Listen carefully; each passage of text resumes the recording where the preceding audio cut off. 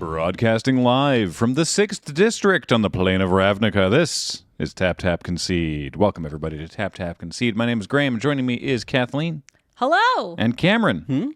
And today, we're going to be talking about a variety of stuff, some of which we put off for a little bit because we were doing the year-end wrap-up episodes.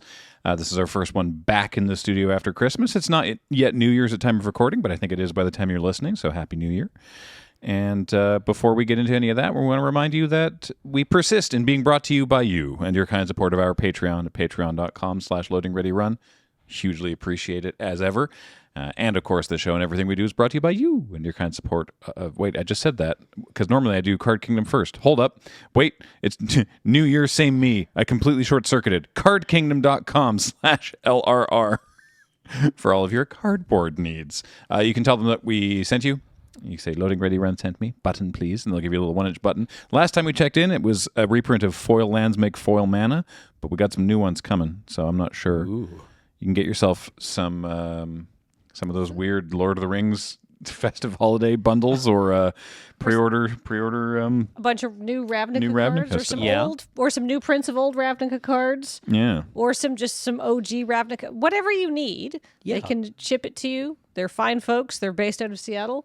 And their shipping is, they'll get it, they'll put it in the mail to you fast. How quickly your postal service deals with it is out of their control. Mm-hmm. And whether the customs agents know what they are. Yes. Two quick other things to talk about before we get into the bulk of the show. First of all is the return of Friday Nights. We have a Kickstarter live at the moment, and which has funded, and also was unexpectedly fast. It was quick, and also the one stretch goal we had planned has also been met. So that's amazing. But I'm getting in my budget proposal. You know those guitars that are like double guitars. A double-necked guitar. We want to tell you about it anyway. As big as a normal guitar. In case you want to get in on the campaign-exclusive playmat or whatever, and we're gonna be signing so many playmats. Sweet, like 600 or something. I'm here for it. Yeah, I'm on board. It'll be a whole day of. We'll set up a whole system or whatever in Studio C somehow. We'll figure that out when we need to. We just get a shipping pallet of Sharpies. Oh, we're gonna burn through so many Sharpies. We're gonna have to light a candle, otherwise. Yeah, all the xylene. Yeah. We're doing a new season of Friday Nights. It's going to be 8 episodes, and they're going to be out in this calendar. At time of listening, this calendar year, and we're super super excited about it. So, thank you for also being excited about it because you've been very excited about it, and we appreciate that. Also, we announced in our recent Loading Ready Run YouTube update that not only is Magic the Gathering returning to Ravnica with murders at Karlov Manor, but also we too are returning to Ravnica with a new Dice Friends. Mm-hmm. It's Bylaw and Order 2. Oh, I'm so excited. I've been trying to think of a sequel to Bylaw and Order for... 4 years? Yeah. How long has it been since the first one? 4 years? Yeah. Yeah. The idea for this one really started coming together about 2 years ago. So just trying to figure out a worthy successor. Bylaw to Order. Well, the subtitle is just the 6th District. Because as this Ravnica set is less focused on the guilds, this too is less focused on the guilds because now I'm not working from a marketing directive of I need 10 episodes. And they all need to, and it sort of needs to explain Ravnica and stuff like that. So it's like, okay, well, I don't think I have to get quite into the nitty gritty, but even if you're not familiar with Ravnica, it will still make sense. It will still be fun, but it will be featuring some returning characters, but we'll explain lots of things for new viewers and stuff. I would love to see more detail on how the 50% of Ravnica that is not gilded lives. Yeah, we're going to find out lots about that. Yeah, because they don't talk about how many people are not a member of a guild, which is a lot of people. So many of them. Yeah. It's like, do you work for Microsoft in Seattle? No? Well, lots of people don't work for Microsoft. I guess, do you not draw a FANG salary in Seattle? Yeah, right.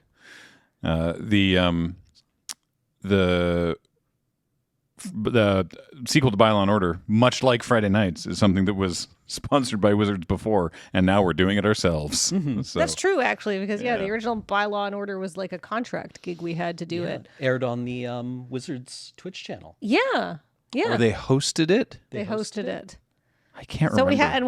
we had to always we couldn't wrap up we couldn't go late because something else happened or something like that. Yeah. Yeah. Yeah.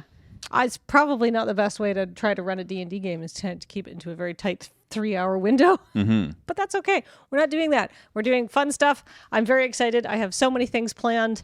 And it's...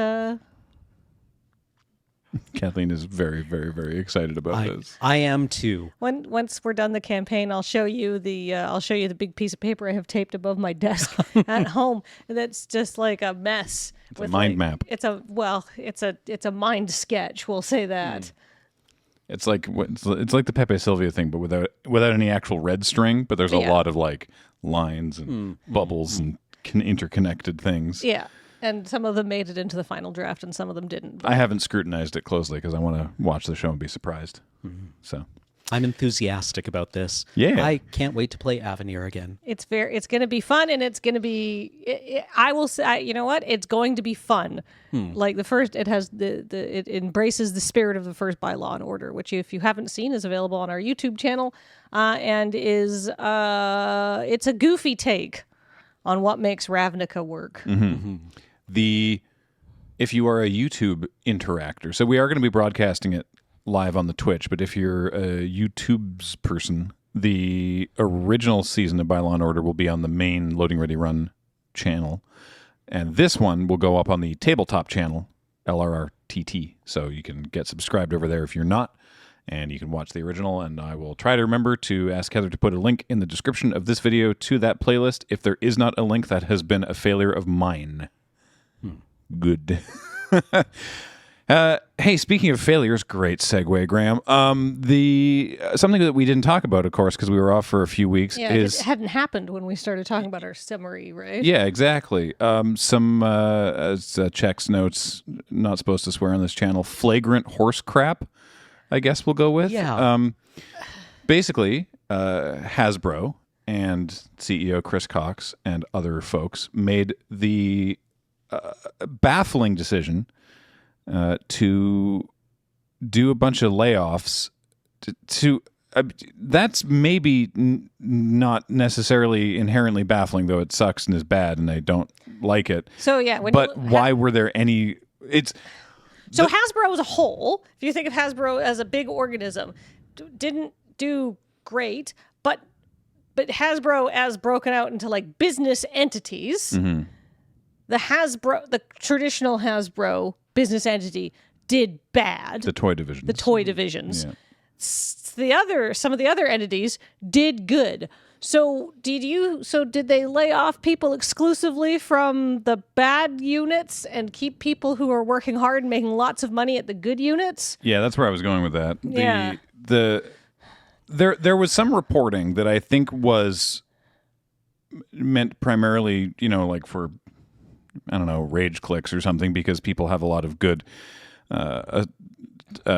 personal associations with the brands of Magic and D&D, that it was implying that a majority of these, I think it was like 1,000 people, were laid off from Wizards of the Coast. And that's not the case. But the fact that there were any layoffs at Wizards of the Coast is appalling to me, that the brand that... The Golden Goose. Yes, the brand that allowed Hasbro to have a record year or record years through the pandemic should be seeing any cuts is... It's just... God, capitalism is so exhausting. It's like, well, we haven't had completely unbounded, unstoppable growth, so something is failing. Yep. Otherwise, I won't make my bonuses. Yeah. I mean, capitalism is, you see a lot of discussion where people are like, capitalism is bad. And frequently what people are talking about is just commerce, right? But this is actual, capitalism is bad. This is, it's a philosophy of plunder where you own something and then you will basically, strip mine it. for the parts that you can make money off of, and then whatever happens to it is no longer your problem. Yeah, and presumably while you're strip mining it to sell off things cheap, you've pumped up the value of your asset. Your bonuses as the CEO are, and executive board are directly tied to the sort of pump and dump style of asset. So you get out of there lining your own pockets, and then you leave the whole thing to crater after you. It is basically taking the pyramid scheme approach of, if I don't need to make money, I just need to find someone to hold the bag for me after I get out, and applying it to a huge corporation that employs hundreds or thousands of people.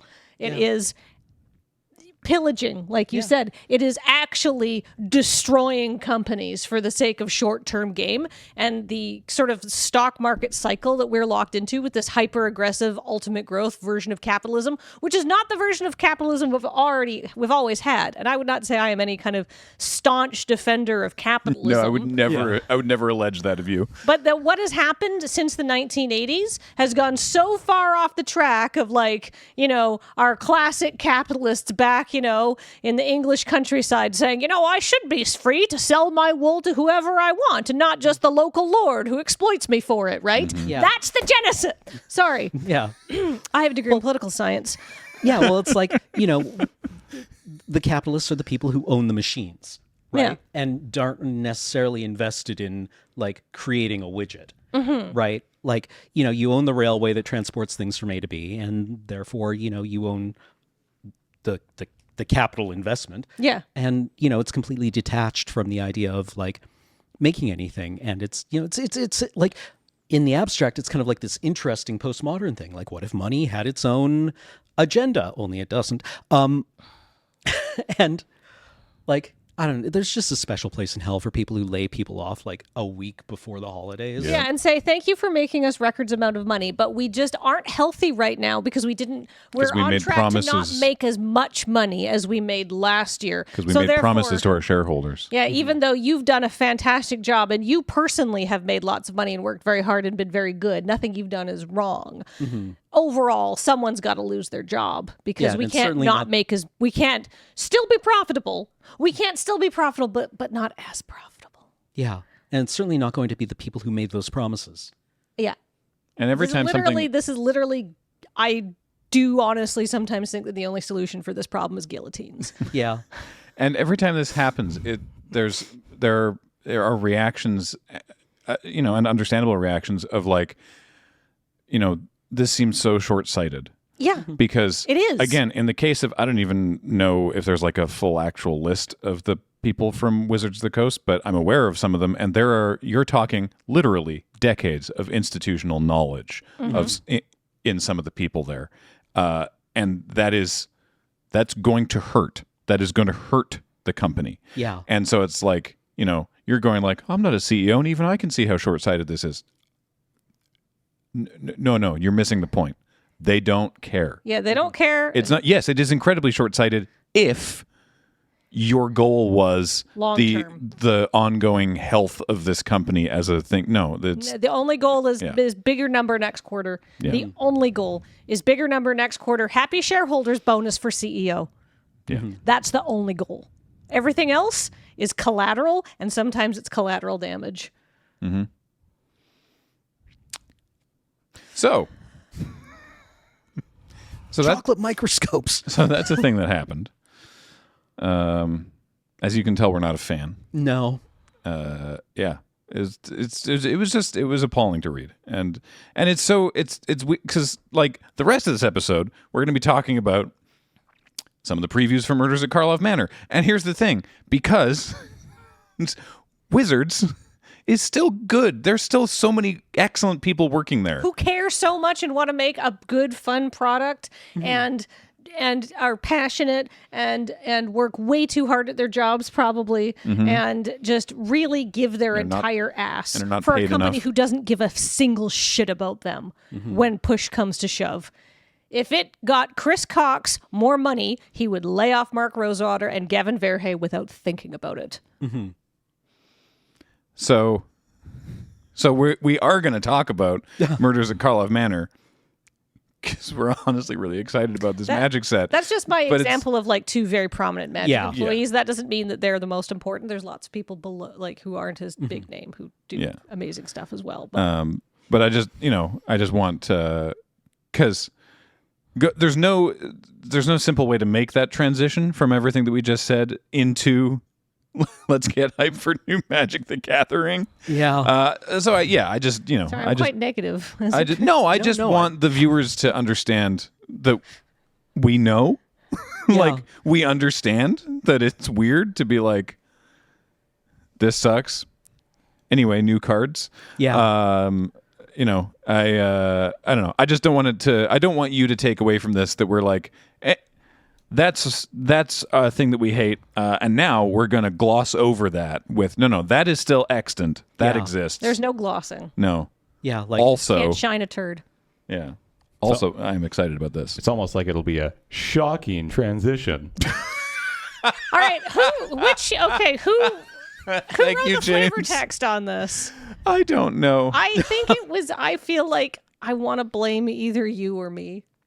Very possible. It could have been Josh. So, hey, Yeah. for those who missed when we talked about this previously, a year and a half ago, whenever this was, Yeah. Kathleen and I got invited back to do creative text on this set. So names and flavor text. And it was a great time. It was a team of 4. It was Me, Graham, Josh Frankel. Josh Frankel, a.k.a. the Inkwell Looter. Mm-hmm. And, wow. Yeah, he's been doing flavor text. Wow. He's been doing creative text this whole time. And he's great at it. Yeah. He's wonderful. I like working Yeah. creative text because it's a great challenge, and there's some good goofy stuff sprinkled in there. Because I always try. My philosophy is if I can think of a goofy one, I'll put a goofy suggestion in addition to my actual suggestions. Yeah. Fourth member was Ben Plasic. Plasiak? Is think that so. would be how? Plasiak? I've only Is that how ever you pronounce his name? I've only ever seen it written down in the back end of the work that we were doing. It goes by Magical Writer. Good name. Yep. So yeah, it was a fun bunch of folks to work with, and definitely, it's a murder mystery, so there was like room for some more lighthearted stuff. Weird how that follows, but it 'cause does. like completely, yeah, that makes sense, but it's just a weird sentence. yeah. There's Yeah. people being killed, so keep it light. But I mean, like you said, I try to put in ones that are not, like I know why we get asked to do the flavor text, and I do make sure to put in funny suggestions like this shock, but which I think is Josh's now that I look at it again. Yeah. The only reason but I think I it might do- have something to do with me is because it's got 2 commas and 11 words, which is definitely the kind of mayhem I get up to with punctuation. But it might be Josh. It's a parenthetical. Yeah, Yeah. I do, but I do put in serious ones too, Yeah, but they get picked less often. I mean, here's the deal. We put it like I worked on Brothers War, and there's just tons of really serious flavor text that I had printed and stuff like that. Like I don't always do the jokes, but typically those ones tend to stand out more than like, here's the thing, right? So it's like, oh, here's just a really serious like recounting of what exactly is going on, right? And it's like, yeah, but this one has a pun in it. There was a great, if you're interested, by the way, whenever this comes out, you'll have to look back about a week, but there was a great thread on the Magic TCG subreddit of sort of what are people's favorite non-comedic flavor texts through the years, and there's some really, really good ones in there.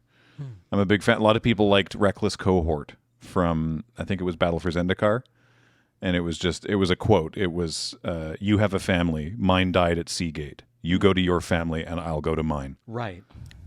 I mean, my favorite flavor texts were, like, I always talk about Nemesis of Reason. Oh, yeah. Which is just like some of the hardest words ever committed to paper. And then the other one is the Love Song of Night and Day. Oh, the love song's great, yeah. Which turns up on several cards across Tempest Block, or not Tempest Block. Could you, for the benefit of the audio listeners, could you read us the Nemesis of Reason? Words describing it fail, pages relating it shrivel, tales recounting it end. Great mouthfeel on that flavor text. The best flavor text is kind of like it's what you're trying to do is you're trying to give a much larger story than the sentence you are writing suggests. right? So if you are literally just describing what's on the card, we already see that. So what you need to do is suggest this huge existent world around it. Which was an interesting challenge for this particular set, because they've talked about sort of the broad strokes of it. They've revealed that there's detective is a subtype, right? And this is the first Ravnica set that's not guild focused, as we mentioned previous in this podcast.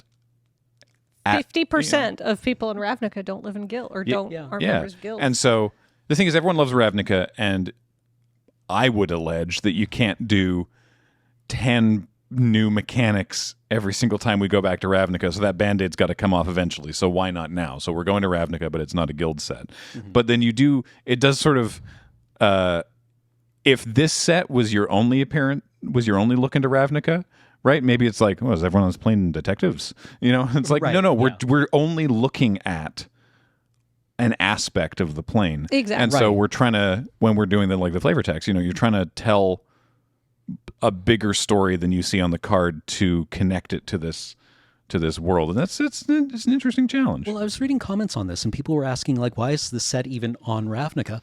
And apparently Mark Rosewater said that originally, like back in concepting, this was originally going to be on a new plane. And then they kind of realized as they worked on it more that Ravnica just has everything that they were trying to build for it, and this set could just kind of like exist it's kind of like a bottle episode. Yeah. Right?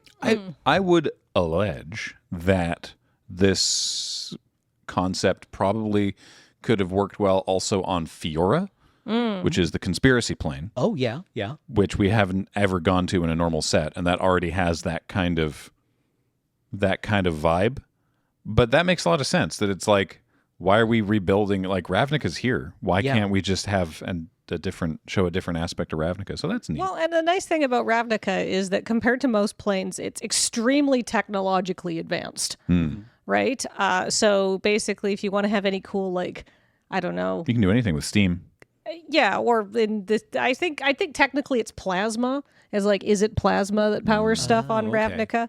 It's all in the DM guide, which I've been rereading, obviously. But yeah, like they have like magical energy that power. Like they have like subways canonically on Ravnica and coffee bars and like big theaters and stuff. And so like that's the kind of setting you get for. Like, I think it's more interesting to investigate a murder on a plane where there's lots of different ways for the murderer to get away or for different possibilities for murder weapons. But think about trying to put this murder on, for example, Ikoria.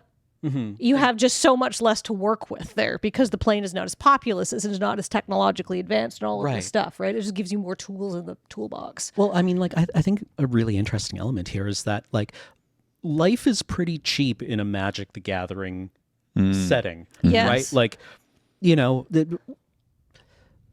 the joke that I've seen people trot around quite a lot is like, oh, I wonder if Massacre Girl did it. And she would just be like, not this one. Like, come on.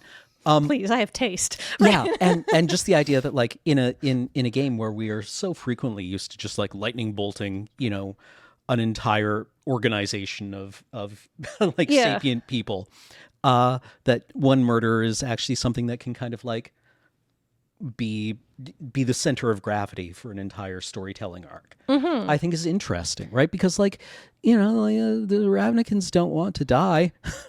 No. Like even the guild, I think one of the things that we really tried to like center in Bylaw and Order was the idea that the guilds aren't typically at war with each other. You don't have a 10,000-year-old society living in an ecumenopolis where devastating wars occur between pillars of society all that frequently. No. Right? Like, look at what civil wars do on Earth.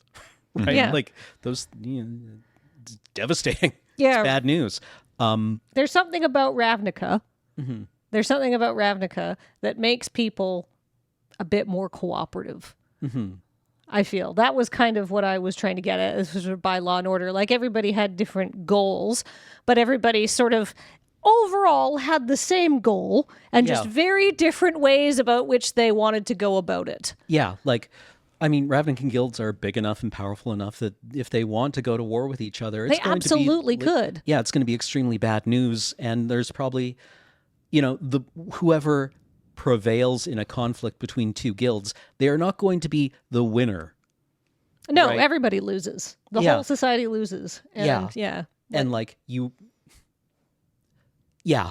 So like conflict on Ravnica, I think is kind of overstated just from the way that the society has to work. Mm-hmm. And this was just my way of saying, like, you know, in a game where life is cheap, maybe it's actually not for the people living in it. Yeah. And also, I mean, it's the classic question of like, you know, why do we never see a totally normal day on the Enterprise? Because it's bad television, Yeah. Exactly. So, right? you know. Why don't we ever see a calm, chill afternoon in Ravnica where nothing interesting happens? And it's like, well, that's what the 6th District is for. Yeah. yeah.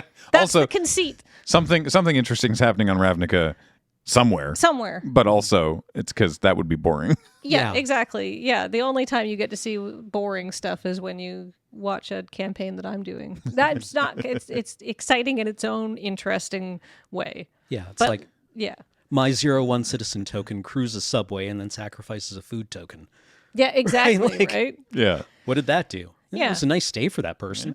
I mean, to get back, like, I also think it's really interesting because we've had these big sets. We had March of the Machine. We had everything that was like huge scale. Multiverse spanning. And and I like the turn back to, well, this is a little bit more like small. This is a more personally centered drama, right? Like, I felt like even Ixalan, which is an absolute banger of the set, and I enjoyed the story for it a lot. And there's a lot of hidden depth in the story, and I'm gonna have to get to that. That's true. There's lots of like things that are being set up for later stuff that Michelle and I kind of just for the sake of time and talking about everything that actually sort of happened in the foreground of the story and all the actual like main action represented on the cards. I was just chuckling at hidden depth. Yeah. When you're talking about Lost Caverns of Ixalan. Yeah, there's a lot. That was a lot of like, well, here's what's going on with the plane, and this is like because we've got the first episode of the Ravnica story, and it's very much like here's what's going on with the people of the plane, right? Does that make sense? Because it's not centered on Ravnica as a whole. You by reading the story and sort of seeing how the characters interact and how they're thinking and stuff like that, you infer the things that have happened to the plane and the changes that have happened, but it's more through a personal lens, which I think is a nice reset point after like these big, huge multiverse spanning arcs. So I think that's a nice to have a more, I don't know, human focused story, I guess. Yeah. Hey, let's check out some of the cards. Yeah. Such as some of the characters we'll be meeting. Let's start with Alquist Proft, Master Sleuth.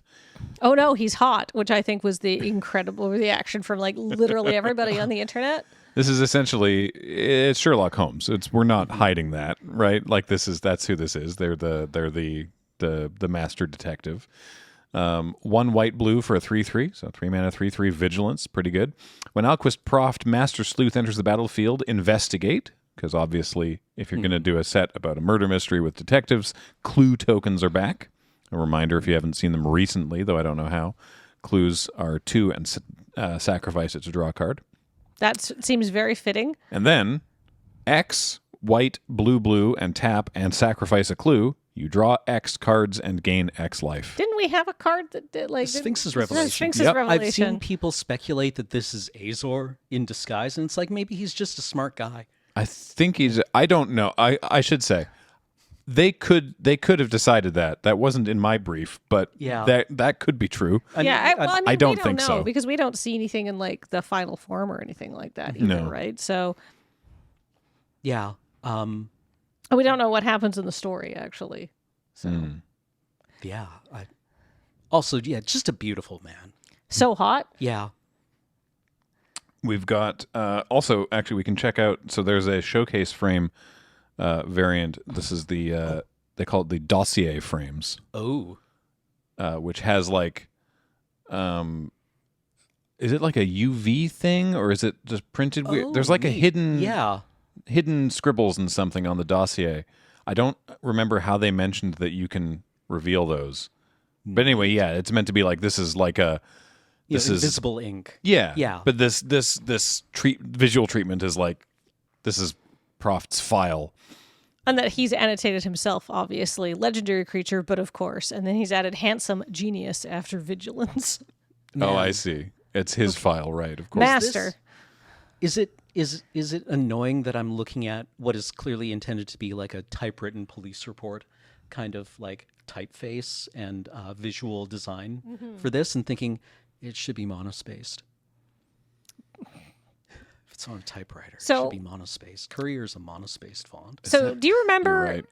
way back when New Capenna sorry. came out? No, No, that's you're right. okay. Remember way back when New Capenna came out, and then we did that punt counter punt that was the case of New Capenna, Yeah. and we fed Nelson to a shark, Yeah. and it was done as like a noir and stuff like that. And somebody at the time said, "This is not the noir set." I was like, "But look at the period and stuff like that." And now I know. Yeah. Right now it's like, oh, Also, this card too features soon.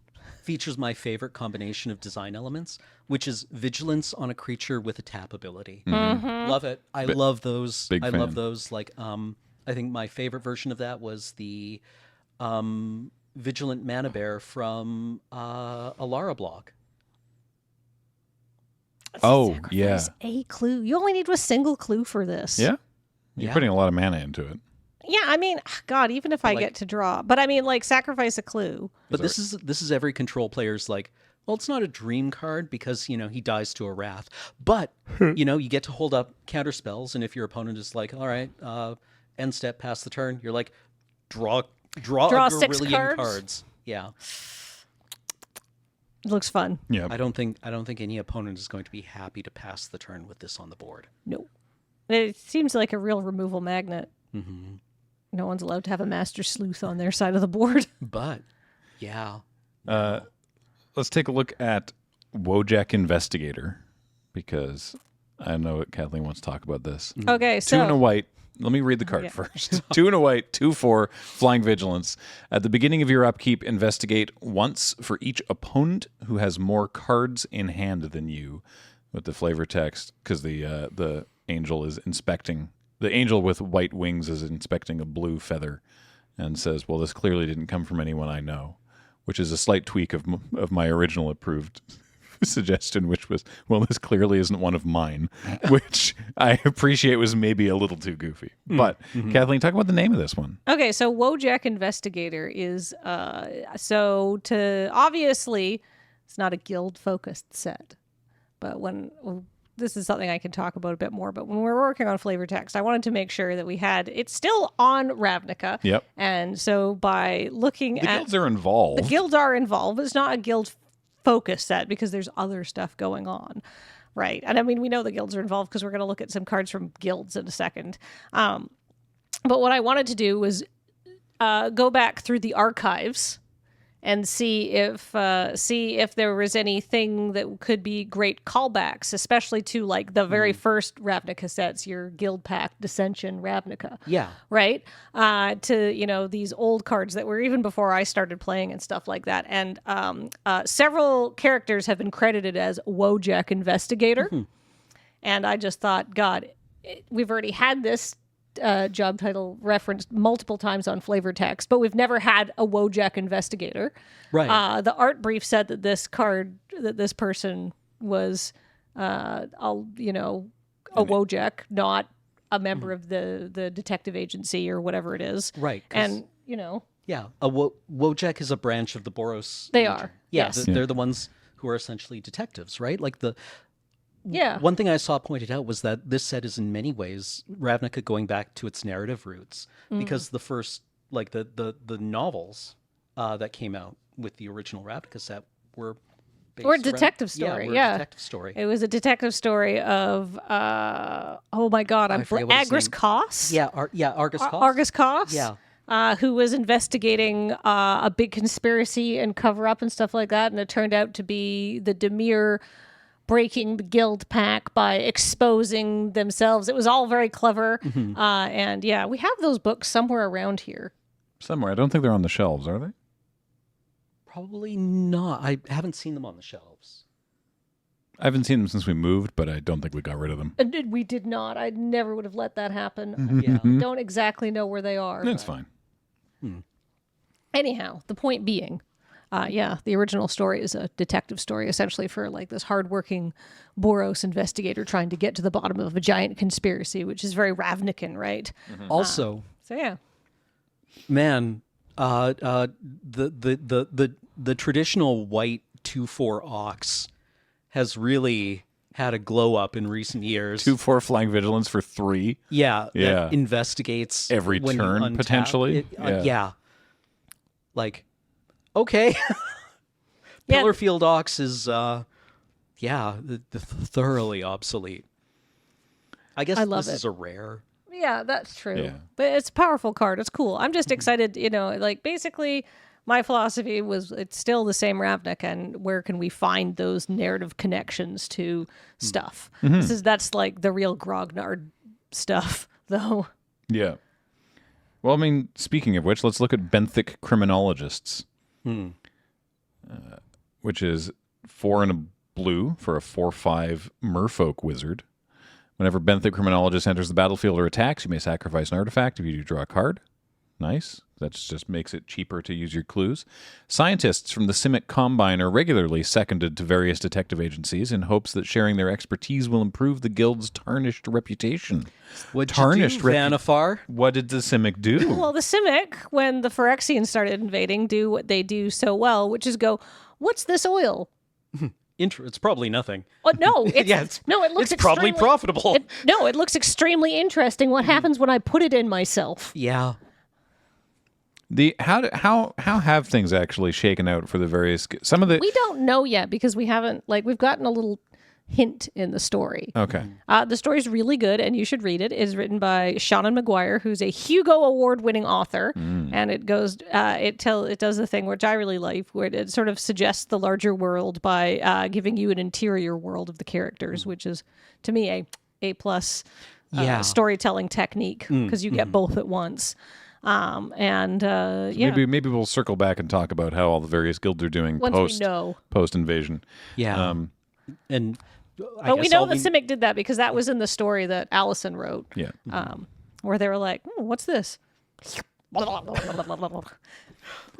mean- sure Vanifar's fine. These are all the people that remember, these are the people who are like, what happens if I add crocodile DNA to myself? Yeah. Just for fun. So, Let's take a look at a Demir card. Ooh. Got Curious Cadaver, which, because I like alliterative names, it's a 3/1 flyer for 4 mana, and whenever you sacrifice a clue, return Curious Cadaver from your graveyard to your hand, which pretty good. Ooh. Flavor text. When you said I could learn a lot from a corpse, I have to admit I wasn't expecting it to lecture me on forensic procedure. Oh, this is going to trade so many times. Yep. That quote, by the way, is attributed to Kellen to Ezrim. Now, we haven't seen, We haven't seen their cards, but they're Ezra. in the story. but yeah, Kellen, because Omen pathed over here from Eldraine, hey? Well, from Ixalan. Excellent. Yeah. Sorry. Right. Yeah. Va- Yeah, him and Eldraine. Kellen Ixalan. last seen vanishing on Ixalan with Amalia. Yeah. Now on Ravnica. And Urzum, we have not seen him on cards or anything, but he is mentioned in the story as he is the head of the agency, this detective agency. Yeah, it's, where's Kellen? Just drawing of Ravnica. Let's take Are a you quick my look, father? just because it's another name that I'm personally very proud of. The new card for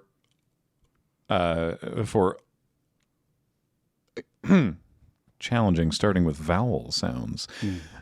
Big Angel, Aurelia. Aurelia, the law above. Yeah. Thank What you. a great pun name.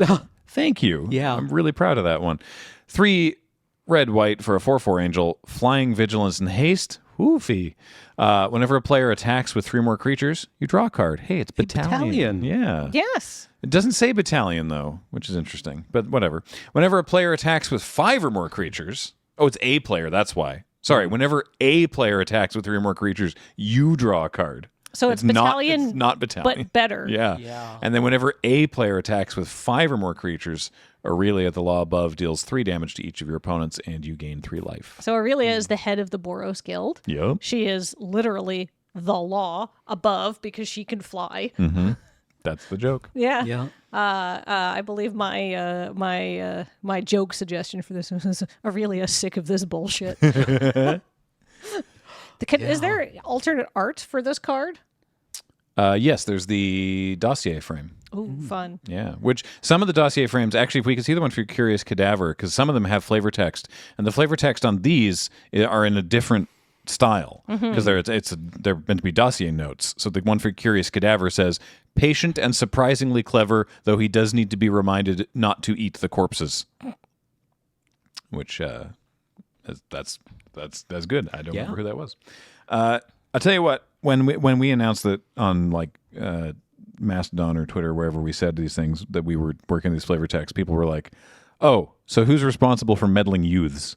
So here's the thing: that was always a Scooby-Doo reference. That came to us like Right? that. That was Wizards. Like that. That would that. Yeah. It seems like one of those cards that was a top-down design to be a Scooby. It's the Yeah. it's Scooby Gang. Like the art brief had already gone out that it was a bunch of people unmasking someone or whatever, and they're like, "This Scooby." I think that Josh might have gotten the name on this one because Josh's flavor text because as well. he got there first. Frankly, right? It's like I don't think anybody on the team would not have submitted meddling youths as a name for this card because obviously, but it's pretty great. 3 red white for a 4/5 with haste, which is it's pretty beefy for a Boros card. And whenever you attack with 3 more creatures, that's battalion. Whenever you attack with 3 more creatures, you investigate. What I like about not being like battalion, but like having that is it's a callback to these are things that already work on Ravnica, but it's a little bit more new player friendly. Well, this is also not design. when this creature attacks as part of a battalion. Right, Yes. This is like it's. Thank you. That is it has haste, mechanically but relevant. it's also a pseudo haste effect. Mm-hmm. And the dossier flavor text is chaotic but surprisingly fearless, often seen in the company of a strangely intelligent hound, which I do enjoy. The flavor text on the normal one is, quote, "Well, if it isn't old Mr. Larchbottom, who has always been so eager to have the only dumpling stall in Oxblood Alley," which is it's very, very good. Kathleen, I got to give you big ups for the flavor text on magnifying glass. Oh, what? Oh, yeah. These footprints mean only one thing. As soon as I saw The street this cleaner one, is running late. as soon as I saw this one, I was like a Kathleen DeVere joint. Yeah. It's so good. It's great. Also, hey, magnifying glass. Not everything is significant. Sometimes things are just there. So, as well as there's so many different fancy nonsense they've showed off. So there's the regular cards. There's the dossier frames. There's also, I don't know, the story spotlights have like a magnifying glass treatment. Mm-hmm. So there's ones, we've seen 4 of them. Let's take a look at Demand Answers with, I think it's Kellen and Proft questioning Aurelia. But so there's this magnifying glass treatment. Demand Answers, by the way, is 1 to red instant. As an additional cost to cast the spell, sacrifice an artifact or draw a card. Draw 2 cards. I think that's Kaya. Discard a card. I think that's Kaya in the artwork. Yeah. Proft and Kaya? Yeah. Because Kaya's in the story because she's in the first entry. Oh, yeah. She's like one of the main point of view characters in the first part of the story. Okay, cool. I'd recognize her sensible silhouette anywhere. Yeah. No, I suppose from Aurelia's perspective, she was being generous by giving us 1 entire day to solve the most complex case in Ravnican history. Aurelia, famously known for patience. Yeah. There's one thing I associate with Boros. As Patience and restraint. Yep. This is great, though. This is just, it's 2 mana and a card to turn a clue into 2 cards instead of 2 mana to turn a clue into 1 card. Mm-hmm. So that's neat. Or you can pitch a land or something. I don't know. This is good. I like that it's instant, too. Sacrifice an artifact has so much value. Mm-hmm. Like sacrificing a Phyrexian plank. Yeah. They're one of those things that there's so many good artifacts that you want in the bin, so you can get them out of the bin so you can cast them again. Yeah, exactly. I mean, this seems like it'll play well with all kinds of things from Ixalan. I just think about this in a Duretti commander deck. Yeah. Seems like a great tool in something like that. Yeah. Instant speed, draw 2 cards, get something get something to recur. Love it. Love this for us, bestie. Mm-hmm. There is also the Ravnican showcase frame that we saw premiered in the March of the Machines, which so far we've seen on Aurelia and Rakdos I love it. with the rooftops. Yeah. Very, very cool looking. I love these a lot.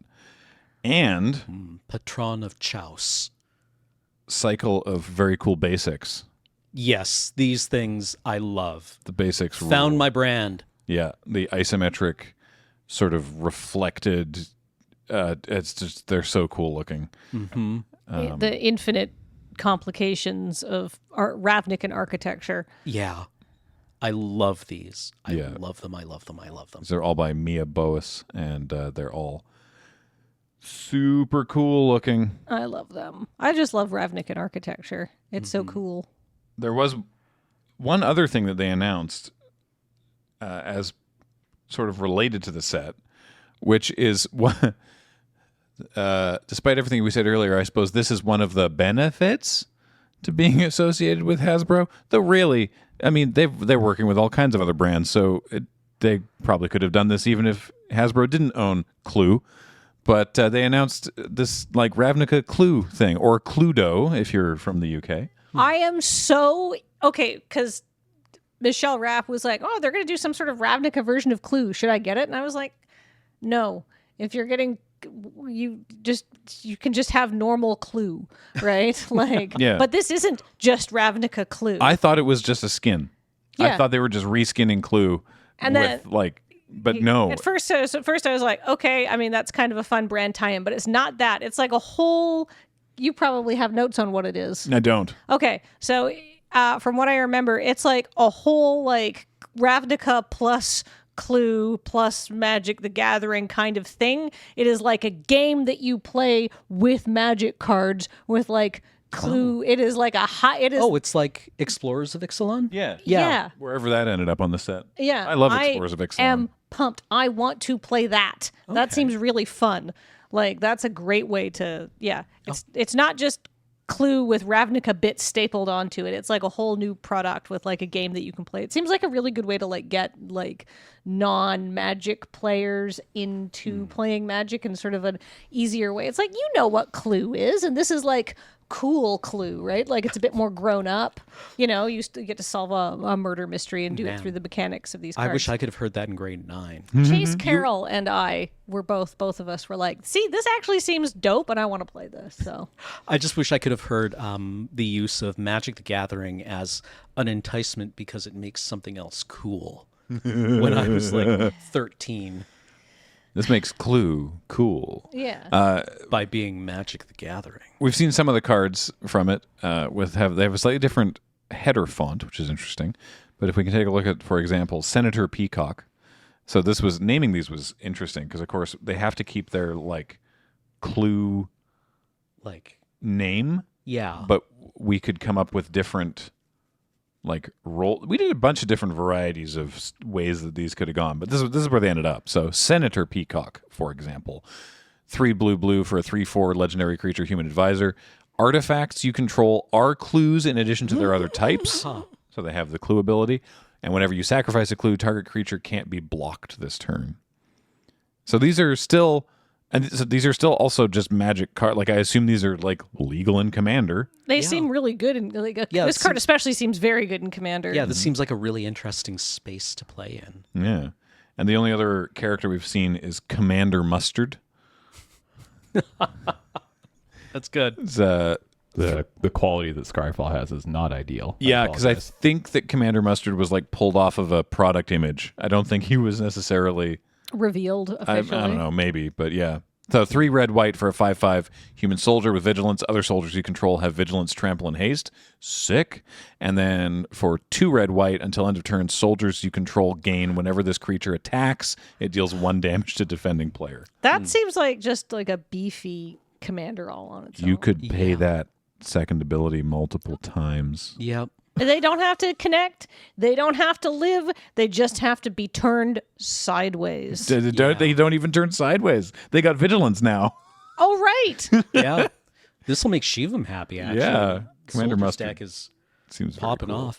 I assume this was like upsampled from like when they preview the box Yes. art and show you the back of it. I think that's what happened. Yeah. Yeah, we don't discuss leaks here to the best of our abilities, but yeah, I think this is from pulled off a product image. Yeah, which that's them. So. Yeah. Also there was going to be obviously the cycle of the classic Clue or Cluedo weapons, the potential murder weapons, such as the lead pipe. Interestingly, these are also going to be equipments in the main set as well. Oh, okay. So lead pipe is a single black mana for a Clue equipment. So the equipped creature gets +2/+0. When the equipped creature dies, each opponent loses 1 life. You can sack it to draw a card because it's a Clue, and it equips for 2. So seems pretty cool. I remember in the Clue set I had when I was a little kid, or that my parents had when I was a little kid, I always really loved that the lead pipe had a bend in it. Mm-hmm. Yeah. And not like a machined bend, but one that occurs. Like in the shape of a head. Yeah, exactly. It was very Looney Tunes. Lead's very malleable, you see. So I assume we'll also see judging by the background art of this card, there's a monkey wrench, which I guess they just have on Ravnica, but we'll be seeing the wrench, the rope, the candlestick. Will they have a gun? Oh, I don't. Probably not. Because I don't know if they it have used to be, guns on it was the Ravnica. knife, the rope, the lead pipe, the wrench, the candlestick, And the revolver. and the revolver. Yeah. But I don't think we've seen New Capenna has their weird Halo Thompsons. Yeah. But I don't think we've seen a gun But on you have little Ravnica. crossbows and stuff. Oh yeah. Hand ballista. Yeah. I always Never been able to make that work in a Souls game. I always preferred Ms. Scarlet in the library with the rope. And we have seen also there's a cycle of lands, of course. There's the dining room is the one that we've seen spoiled, and it enters tapped and it taps for 2 colors, but also you can pay 4 to pop out clues. Oh, it's like these are the allied colored ones from Strixhaven. Yeah, those ones scry. Scryed, right. Yeah. Yes, sorry. But these ones make clues, so why not? And Lands with set mechanic. yes, I appreciate the top-down view Yes. of the room. That's very cool. Reminds me of the board game. That's lots of fun. I'm looking forward to seeing what this actual game is like. Also, somehow related to this in the Clue thing or available in the Clue thing. I don't know if it's you get all of them or if it's random or something. Knowing how this goes, it's probably random. But there are borderless shock lands in the Clue set. Correct. 1 of 10 possible foil shock lands in each box. So you get 1 random shock. How much is a box? Oh, I don't know. I love how here the hallowed fountain is a hot tub. It is, isn't it? We've seen Hallowed Fountain and Steam Vents are the 2 that we've seen spoiled. The Steam Vents is very pretty. That's gorgeous. I mean, they're both very pretty, but that was a hot tub. You're right. So, yeah, I guess Ravnica is technically a steampunk setting. I mean, in a very Kinda. real way, we are a steampunk setting since every power source that we've been able to develop since the Industrial Revolution, and really before then, has been a way of boiling water to make steam, Yeah. to make a thing go. That's how a nuclear power plant works, essentially. Yeah. In answer to your question, Graham, I found it for pre-order for $89 Canadian, which means it's probably $69 US For the Clue for the game Clue experience. edition set thing. I- And then if you're curious, you get 8 Clue edition boosters, and they're similar to Jumpstart, because the way that you play is you jam 2 of them together, and that's your deck. Oh. So it's for 2 to 4 players. There's 21 evidence cards featuring characters, weapons, and rooms inspired by Clue. There is the 1 Shockland, random of the 10, 4 hidden info screens, an evidence notepad, a case file envelope, and a card storage box. That sounds so fun. Yeah. That sounds so fun. Friday Night Cool. Paper Fight? Oh yeah, definitely. So yeah, And yeah, unlike many other board games of this era, Clue, I think, was reasonably decent. I liked it. I've Yeah. always liked Clue. I haven't played it in probably more than 30 years. Yeah. But I remember it being it wasn't like Monopoly, No. No. right? You know, Penelope's never played Monopoly because I don't like it and we don't own a Monopoly set. Yeah, reasonable. Yeah, I feel like there's a whole generation of kids who are now just don't have to play that game. Yeah, Yeah. we're stopping the cycle with us. Yeah. Just because have I fun was made to playing play board Monopoly games. as a child doesn't mean that my child has to. Yeah. I bought my nieces Bluey Monopoly for Christmas. Does that make me a monster? No, it just means that she's going to have to break the cycle. Bluey Monopoly. Bluey. How does Bluey square with Monopoly? I don't know. It's definitely like junior Monopoly. It's not just Monopoly skinned with Bluey. It's definitely a much simpler game. Yeah, I wonder how that works. Interesting. Well, probably won't be playing that one on AFK anytime soon. What, Bluey Monopoly? Bluey Monopoly, yeah. We've done Gamer Monopoly a couple times, and there's the fact that they have different rules makes it actually interesting. Yes. I remember once we tried to. We'll wrap up the podcast in a moment. We tried to do the. We did like Monopoly, but with the rules that are actually in the book and not just the rules that everyone believes are the rules, and that was interesting. Yeah, well, it wasn't great, but it was interesting. Well, I've heard like it's a better game, but it's a game where like there's a lot of feel bads in a properly orchestrated game of Monopoly because it's supposed to be kind of like didactic, right? Like, yeah, this is why landlords are bad. Yeah, it was meant to be a criticism of that. Yeah. Yeah. Old Uncle Moneybags is the villain, actually. Pennybags, whatever his name is. Yeah, Moneybags. Or maybe it's Pennybags because it's so old. The guy with the top hat. Anyway, yeah. Whatever. Yeah. What were we talking about? The thing about a top hat is it provides it means the guillotine doesn't need a basket. Good grief. Self-seating. Yeah. Hey, everybody. This has been Tap Tap Concede. Thanks, everybody, for joining us. This was a good time. Until next time, a reminder, of course, that the show is brought to you by Card Kingdom. Check out cardkingdom.com/LRR. I guess pre-order yourself some Clue Edition. Why not? And, of course, the show and everything we do is brought to you by you and your kind support of our Patreon at patreon.com/loadingreadyrun. And we really appreciate that. Thank you so much. Until next time, I have been Graham, joined by Kathleen. Hey. And Cameron. James has been on tech. Heather gets these online. Thank you all so much for being here and listening. And, we'll talk to you soon. Bye, everybody.